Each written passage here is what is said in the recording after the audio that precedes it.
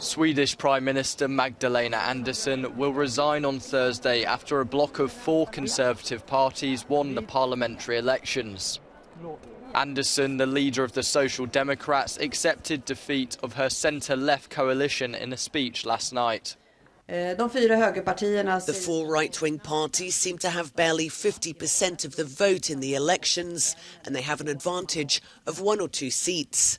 It's a narrow majority, but it's a majority. So tomorrow I will hand in my resignation as Prime Minister, and the responsibility to continue the process will be taken over by the Speaker of Parliament and the Parliament.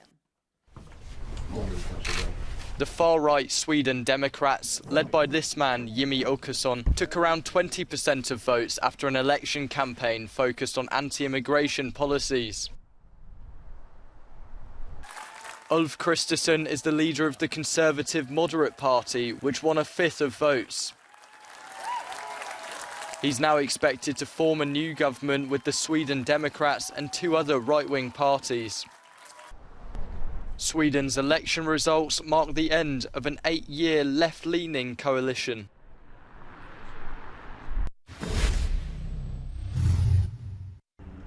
The results from the Swedish general elections are now in, and we now know that it was the parties on the right that ended up winning this general election, because after several days of counting the last votes, and it was a very tight race all the way to the end, Magdalena Andersson, Sweden's Prime Minister and also the leader of the Social Democratic Party, came out telling Sweden that she has now admitted defeat, and on Thursday she will head to Parliament and hand in her resignation to the Speaker of Parliament.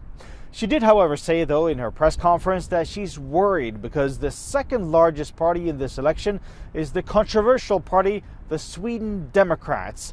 Magdalena Andersson said that a lot of people in Sweden might be worried right now and that she shares this worry.